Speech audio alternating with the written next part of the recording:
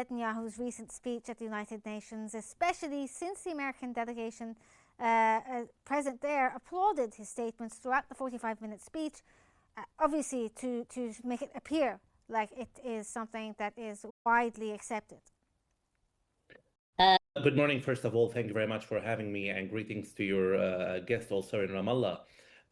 The speech of Benjamin Netanyahu obviously was trying to reproduce the Israeli propaganda that Israel is defending itself, obviously, and its war in Gaza. It's not a war against civilian people, but a war against, as they call it, terrorism and Hamas, of course, in particular here. The speech of Netanyahu, in my opinion, reinforces the image of isolation which Israel is having. As you know, there were many delegations which left the room once Benjamin Netanyahu took the stage. Obviously, it's a reflection of Israel's isolation in the international stage, not only the UN, but this comes after many states, as you know, recognize the state of Palestine. So there is an urgent need, obviously, to go forward with peace plans.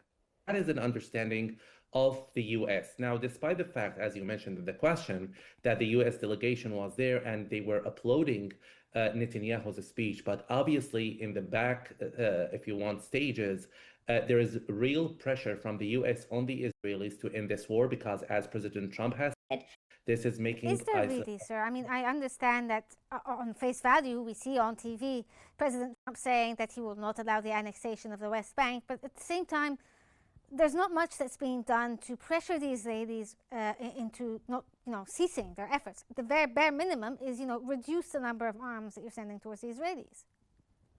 Look, there is an understanding that with the U.S. continued support to the Israelis are obviously not stopping the war. They are not even reducing the killing, and that is very true, and I very much agree with that.